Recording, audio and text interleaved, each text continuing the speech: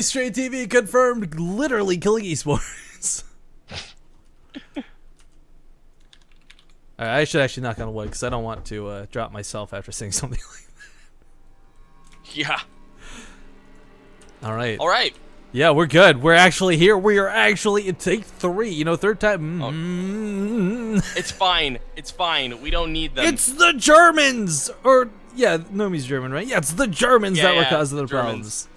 Alright, guys, here we go. Finally in the action here. Game number 1 of the last series we cast today for Dreamhack Winter. This is, of course, Group C. I'm Rifkin, joined today by my Insanity's Penguin. It's been a long day, but it's been all worthwhile knowing that this match was going to be the last match we got to cast. Spawning here. Absolutely, Rifkin. Yes, and spawning here in the upper right corner of the map. It is the player from Team Liquid snatching up that good-looking blue. None other than Liquid's Taeja. And in the bottom left spawn location, we have the TVT specialist playing for Millennium in the red color. It is going to be our Red Terran player, ForGG. A small comment about ForGG, by the way. Like, I know he moved to Daily Motion because Millennium kind of requires everyone to stream there. I miss watching ForGG. I'd pop up Twitch. He'd be like the first person streaming on my follow list every single time. I used to love watching ForGG all the time. He's been a long time Terran idol of mine, but as Penguin stated, this guy is a beast when it comes to TVT. Like, by and far, in a large way, does he have a good chance of knocking out Taeja. In fact, in the entire group, he was probably best set from the get-go. Now, Penguin, you just finished going over the bracket series. Do we know if this is hinging either of these players on second versus third place? Oh yeah, absolutely. If ForGG loses this, he will almost definitely be finishing in third place or fourth place because Innovation will overtake him in map score if he wins, and if SOS wins, he'll clinch second place. Now, for those who don't know what that means... it's very important for ForGG. Yeah, and for those who don't know what that means, first and second go on to the winner's bracket tomorrow. Third and fourth go to the loser's bracket, and of course fifth is eliminated. But you want to be in that winner's bracket. You want to have that second life, the chance to go to the loser's bracket if you fail and come back for it all. But if you start in the loser's bracket, you're already on your last life. So this game, as Penguin stated, incredibly important for ForGG. Yeah. Taeja should have first place or second place either way, but if all of the scores line up properly, it is still possible for him to be knocked down to third. So at the very least, he wants to take one map here. Well, again, Taeja is a player who I talked about last time we saw him play TVT. Someone you won't see default to mech. ForGG, of course, pretty avid mech player, but can fluently play both. Same with Taeja, though. But Taeja's the guy who automatically goes through bio and sometimes change that up to mech. It's a bit strange because there's a lot of really good Terran players out there, but they can only play one of the two. You don't see a lot of transitional play, like whether it's straight up mech or whether it's straight up bio. There's a lot of people who cannot do both, but these are two players that can, and that's actually what makes this matchup a little bit more interesting. As it doesn't limit what could possibly happen, and if these guys are half as smart as they are good, they're gonna know that that's the case. They know their opponent could possibly play anything, and you can't just assume one way versus another. Meanwhile, we do have both players going for relatively early expansions. Very, very normal on a map like Whirlwind. Absolutely gigantic map. This is a map, too, where I feel sensor towers come into play pretty heavily. Not necessarily early on, of course. I mean, who cares about, like, 5 tanks being out of position? But later on in the late game, when both players are maxed, you need sensor towers down, not just to see drops, but to see where your opponent's positioning their army. They're moving about. Oh, small shout out to Rain in chat, by the way, the guy who designed the First Blood emoticon, guys, that we are all spamming so nicely. Thank you for that, by the way. But I like this. This is really important, too. A lot of people miss some of the nuances in Terran. I mean, for Taeja, he's getting a wall off, and that's great. Whatever, it's standard stuff with a bunker. But ForGG is splitting his Marines. In case Taeja goes mech, opens with heavy Hellions, comes across the map, Marines can beat out Hellions, guys, if done correctly, but if you clump them up and the Hellions get a big blast and splash everything down, not a chance. Not at all. And now we actually see a very nice scan coming down from Taeja. He's going to be able to identify that the starport's going to be landing on a tech lab. Meanwhile, Taeja himself going to be going for the little switcheroo as well, going to be getting a little bit of a tech lab for himself. ForGG opting for the Viking. Taeja, is he going to go for the Raven / Viking, or is he going to go Banshee? I would assume Raven Viking. Yeah, it's going to be Raven out of Taeja first. ForGG, Gonna definitely be going mech. He's floating out that barracks already. Taeja, though, we can't quite tell what's going on with him just yet. I would love, by the way, for one day, it's someone who's like renowned for going mech. So like, let's say Goody or something, right? They float this barracks out and actually go bio behind it, and this barracks is like the mind game where you see this confirmed in the middle of the map. You're like, oh, he must be going mech. Typical surprise bio or something. We have a second factory for Taeja. This could just be for the earlier production, though. This doesn't necessarily mean mech, but chances are No, yes. it doesn't. But chances I mean, are, yeah, it'll probably be mech. We gotta see if he goes up to 3/5 factories, and it'll be 100% obvious mech. There are blue flame builds that involve bio, bio builds that do involve blue flame, because of course you know you need to deal with the Hellions of your opponent, but he's floating away his barracks. Yep, okay, it's gonna be mech then. This is gonna be pretty cool. It's gonna be, what was it? 4GG versus Innovation earlier, mech versus mech 2, wasn't it? Yes, it was. And of course, 4GG is a dominating player, not just in mech versus mech, but in Terran versus Terran. So, I don't know, a bit of a ballsy move for Taeja to do this in game 1, but hey, if it works, right? Very, very true. Taeja gonna opt for an earlier blue flame. I would love it if he just pushed across with blue flame. He could catch 4GG, who also likes to play a very Hellion-centric mech style, kind of off guard here. And even if he does go into Hellbats, 4GG that is, they don't do so great against blue flame Hellions en masse. Yeah, the Hellions, of course, have that speed. They can actually kite the Hellbats around. It's really awkward to watch happen, but it does happen. Yeah. Meanwhile, we already have Vikings being pumped on out 2 at a time for Taeja. Already taking a bit of a supply lead here. It looks like this is money on more buildings than an earlier CC. Okay, I got scared. You like lagged out there for a second, but well, going off what Penguin was just saying, guys, what's really important too is you'll see a lot of Hellions involved with this build. Not just because if you're Vikings involved with this build, because if you go mass Hellions, obviously you have no anti-air, and the Vikings will cover that respect. But you can actually land them, and they're armored units. And a player who's going mass Hellions who gets bonus damage versus lights doesn't exactly go through armor or light units or armored units. Sorry, the Vikings very quickly. Yeah, but at the same time, Taeja has a very, very large Viking count, and if necessary, he could also land his own. But I'm interested to see how much this can do. Wow, nice bait on the Marines. The Marines take the Widowmine shot. Whether or not that was deliberate, kind of cool for Taeja, who's already up 20 supply. He has Blue Flame. He hasn't revealed it yet. Is he going to push across the map? God, that one Marine, he's standing right next to an active mine to bushes. Actually, the mine, I would love to see if the rolls were positioned, because then the mine wouldn't be able to see him through the bush. Well, the mine gets a good shot on the Hellions. That's a nice start here.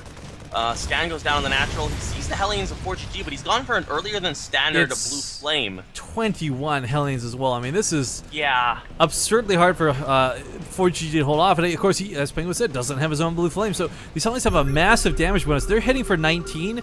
4GG's only hitting for 14. Combine that with the fact that there's a ton of splash on top of this. Vikings are landed as predicted. Gonna come through these with gusto, and the bunker's gonna get focused down. Oh no, he needs to focus on the Hellions. Taeja just threw away all of his Hellions. Oh no, that was such an important part of this push. Wow, that was like three. That really hurt to watch. That was like 3 volleys. Look at the resources lost. Holy crap. Yeah, that was like 3 volleys on the bunker. That was really not what Taeja wanted. Well, maybe it's what he wanted, but not what he needed. Throwing away a great position here. Definitely far behind now. 4GG's already got his 3rd CC into an orbital. 3rd CC for Taeja, barely finishing up right now.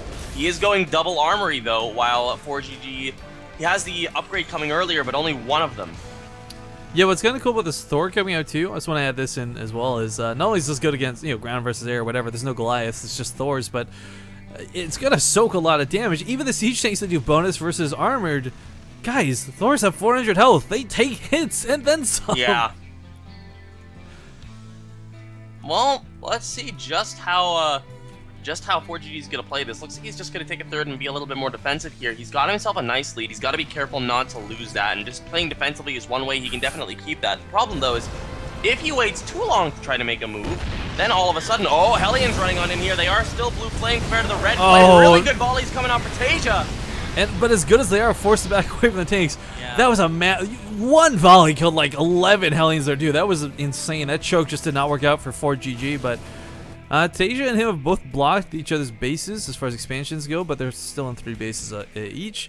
I find it really curious that Taeja's on purpose not investing in siege tanks into this. I mean, he's going for the Thors instead. It's actually a little more mobile. Exactly like exactly what I was gonna say. Words right on my mouth. So this will actually be pretty fun for him if he's gonna keep pushing. The problem is, if he ever has to find himself in a defensive spot, it's actually Thors are not that good at defending. They don't siege up. They don't hold off lines, and of course, it's kind of funny to be calling Thors mobile.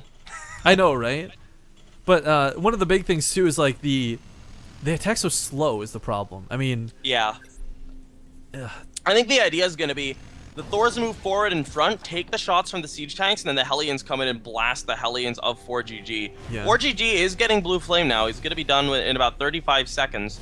Meanwhile, 1-1 against 1-0. Taeja does have an upgrade lead now. I'd like to see him start 2-2 reasonably soon so he doesn't get too far behind on the weapons front. ForGG still in a lead, though, having lost 2,300 less.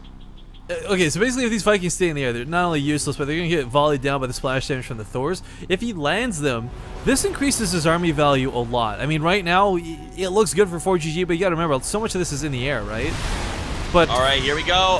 Oh, the Thor's getting great volleys initially, but the point of finish on Soak's like one round. It's gone already. Yeah, I know, that's the beauty of the splash damage, but seeing all these Vikings land, gonna get a couple more shots off here. Ooh. Jeez. Oh, wow. Wow, this is there. That looked really weird as the one landed, took no damage, but yeah, no anti-air. A single Marine will drive these back for the time being, but of course in a good spot. Now he's got the Hellions on top of the Hellions. Blue Flame versus Blue Flame. Thor's shelling away, and we're gonna see if these Thors beat tanks. And right now, because there's no siege mode, I think they just might. They may well do that, but at the same time, the numbers are just higher for ForGG. If you look at the supply as well, Taeja alive in the skies. There are enough Vikings to probably take out the Vikings. He evens up the supply loss too. I mean, remember, this was so heavily in the favor of ForGG before. Yeah. Now it's a little bit more even. One of the scary things to consider, those guys, is we saw tanks actually shooting the Thors. Look how relatively unscathed they are. I mean, these guys are beasts. They definitely can take shots. I mean, do now see Taeja adding 3 tanks at a time to his army. He's going to be able to increase the tank count significantly, and he's getting the same amount at a time as ForGG, so his tank count's going to still be low, but he can lead with the Thors again. Meanwhile, 2-2 on the way, +2 is going to be done here for ForGG soon, but the longer the game goes with ForGG just on one armory, the harder it's going to be for him to actually hold on. I mean, if it's 3-3 against 3-0, he is getting +1 vehicle plating now, which is going to be nice. It upgrades much faster than +3 attacks, but overall, Taeja's still looking in a pretty decent place upgrade-wise. ForGG, though, again, it's the numbers game, right? Like, even though he just took some losses, he's still so far ahead in army supply. The question is, like, will this be inflated supply that'll backfire on him, or will these Hellbats be enough? And I think the Hellbats are going to be enough, because there's just not enough to shut them down. If he pushes it with all... Where's a good tank count, though? Well, it's, again, I think a lot of this comes down to those awkward Thors, too. I mean, it's not a lot of Thors, but it's enough that these tanks, they attack really fast, of course, while in siege, but the bonus damage isn't, I feel, significant enough to tear through these. Yeah, I mean, he's going to try to go into the 30, where he's knocking down the rocks just so he's not going through such a narrow choke, but, well, Taeja not quite maxed, but his army is worth a lot. It's already worth almost as much gas-wise, despite not being maxed. 2-2 finishing up here in just a sec as well, let's not forget. So, upgrade's going to be very heavily one-sided. I mean, the armor normally wouldn't be that big of a deal, but when you've got Hellbats splashing against massive Hellbats... And Thors. Yeah, I mean, just taking that one extra hit can sometimes be the difference of a victory. Well, here we go. The siege up for Taeja's a little late, but ForGG backing off initially here. Unfortunately, I have to like ultra zoom out to keep this together too, because ForGG is trying to pressure 2 fronts. Unfortunately for him, left the northern tanks a little on guard, so as we see, the Thors just tear them apart.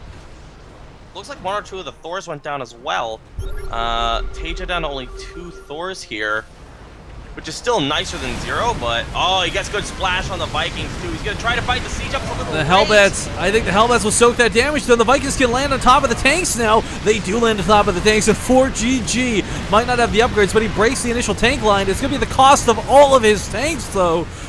Will the follow-up be enough? I mean, he's not getting enough to end the game. The production will match the siege tanks here. They're all so low. 1 or 2 good hits finishes these. I mean, Hellbats... Yeah, we have Hellbats even plowing forward with good focus fire. So many of these tanks are so low. A couple SCVs coming offline may actually be able to kill off one or two of these They take out a tanks. Viking or two as well, but Yeah. Taeja, dire straits, no other way to paint this, as ForGG is expanding behind this, still planting Fortress, trying to knock down this barracks, which is unfortunately That's positioned in awkward. yeah, it's slightly positioned in the wrong spot to block out that base, but as Penguin said, look, it's 2 health, 4 health, 7 health. Can you imagine if there's one Banshee available for Taeja right now? Yeah, but there isn't, unfortunately. ForGG sitting at a 50 supply lead. He's going to come up the line. Taeja is with the SCV. So many of them dying before they even make contact. 2 SCVs getting in to kill off those 3 Oh my very God. weak tanks. But that one with 2 health stands, no, never mind, goes down finally. But this base is done for. The SCVs have been pulled, the rest have been roasted. And Taeja just barely doesn't have enough. Right now, and I think Taeja's honestly, he's been pushed back too far. He played a really cool game, but I mean, he was at a sort of setback from the beginning when that Hellion attack just massively failed for him. And ForGG, I don't know, he evened that up. I mean, he evened that up pretty quick. He did but even it up, but he was always one step behind with everything except the upgrades. I really think a lot of this. Lower tank count, lower Hellbat count. I think neither of those were really I think the Viking count is what made the big difference, because of course we saw Taeja make no Vikings for a long time. Yeah, he had to go for the Thors because he couldn't contend with like the 13, 14 Vikings that were out. Yeah, and as a result, he just wasn't able to really hold here. And ForGG doubling the supply here. Taeja not leaving just yet, but we should be seeing a GG any moment. Oh, you know what? Actually, speaking of the Thors too, before this is over, let's not forget because of that he had no tanks to defend with, which really started snowballing. Exactly. But all right, you know what? Not a bad game, one way or another. This wasn't. No, not at all. ForGG had to attack relentlessly to finally break Taeja. This wasn't just like an A move and win. So, not outclassed at all. Taeja saying the GG. ForGG will take this game 1, but it's a best of 3.